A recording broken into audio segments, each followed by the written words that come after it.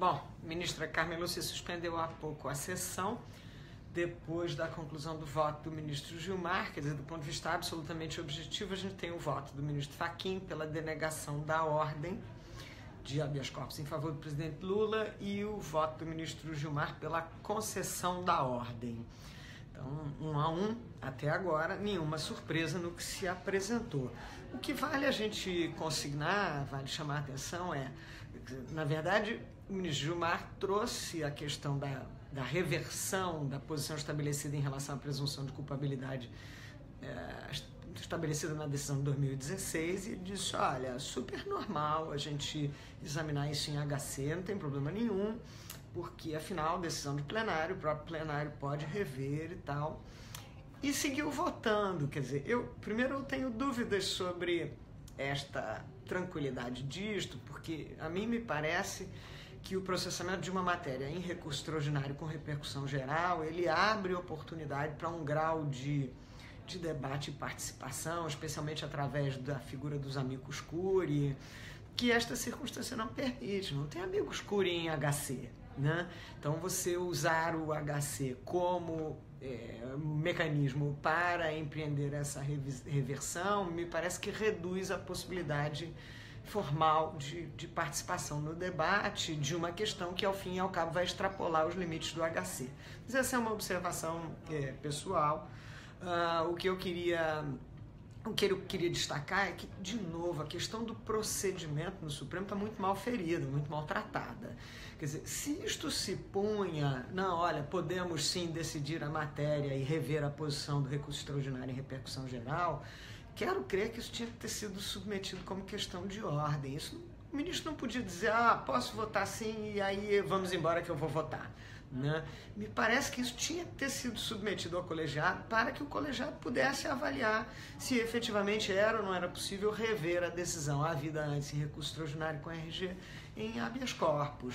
Mas isso não aconteceu assim, quer dizer, o ministro seguiu votando e tal, e aí isso conduz a uma desarrumação na votação. Quando chegar a hora de colher os votos, ninguém já sabe muito bem o que votou.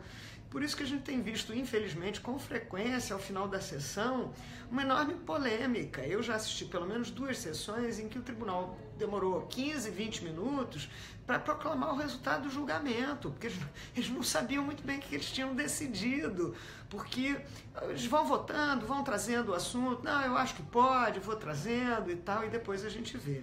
Então, assim, isto é um apontamento importante que transcende muito a discussão deste processo, quer dizer, a questão do mecanismo, do procedimento segundo o qual a Corte formula as suas próprias decisões, é uma questão muito sensível, muito importante, porque ela diz respeito à garantia de participação e ela diz respeito à clareza e à coerência das decisões. E, ao que parece, isso está secundarizado, né? Bom, o último comentário é que a gente viu aqui e ali, ao longo da manifestação do ministro Gilmar, pequenos comentários de assentimento do ministro Toffoli, do ministro Lewandowski e do ministro Marco Aurélio, que também são votos já conhecidos em relação ao seu teor. Finalizando ainda, quer dizer, o meu primeiro exercício de pitonisa em relação à posição do ministro Gilmar, de que ele talvez fosse dizer simplesmente que a decisão no sentido da execução provisória da pena fosse possível em princípio, quer dizer, meu exercício de pitonisa aí não funcionou. Na verdade, para ficar claro, o que o ministro Gilmar Mendes disse foi, olha, em princípio só podemos empreender a execução provisória da pena depois da decisão do STJ, não precisa esperar o STF. Excepcionalissimamente, em casos de crime muito grave, por decisão muito fundamentada, poderíamos ter a execução provisória da pena antes da decisão no STJ.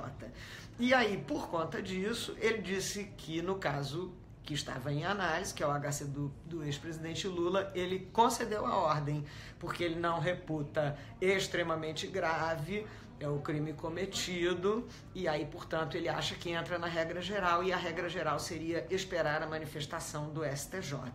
Então, esse foi o voto do ministro Gilmar, quer dizer, ele entende que você só pode autorizar a execução provisória da pena depois da manifestação do STJ, previu uma hipótese muito excepcional para crimes muito graves, mas não viu, no caso do ex-presidente Lula, a gravidade suficiente para autorizar a prisão, por isso ele conceder o habeas corpus. Vamos ver como é que se comportam os outros. Ao que tudo indica, como eu disse, o Toffoli já tinha dito que ia nessa linha, é possível que o ministro Lewandowski vá nessa linha também, e quero crer que o ministro Marco Aurélio talvez vá um pouco mais fundo. Resta ainda a gente saber, a incógnita do dia é qual vai ser o voto da ministra Rosa Weber.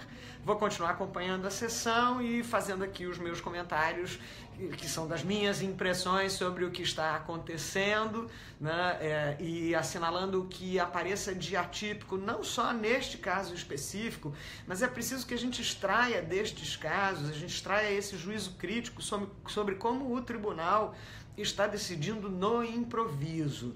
Quer dizer, a gente durante algum tempo desvalorizou a lógica do procedimento. O procedimento não tem importância nenhuma, o que importa é a substância, mas a gente está vendo que o procedimento está levando o tribunal a decisões, no mínimo, de pouca clareza. Então é preciso que a gente tenha essa observação e destaque isso, transcenda os efeitos do resultado que virá aí nesse HC, mas aprenda com isso em relação à importância da gente, especialmente nós que estamos no meio acadêmico, denunciarmos essa anarquia procedimental que se instalou no Supremo Tribunal Federal e que está desprestigiando, erodindo o prestígio da própria Corte. Esse papel é nosso como academia, criticar, mas acima de tudo também propor. Estou fazendo a minha parte aqui com os meus comentáriozinhos, sigo tão logo a sessão reinicie com qualquer coisa que eu acho que seja digna de compartilhar com vocês. Obrigado para quem está acompanhando e a gente se vê mais tarde.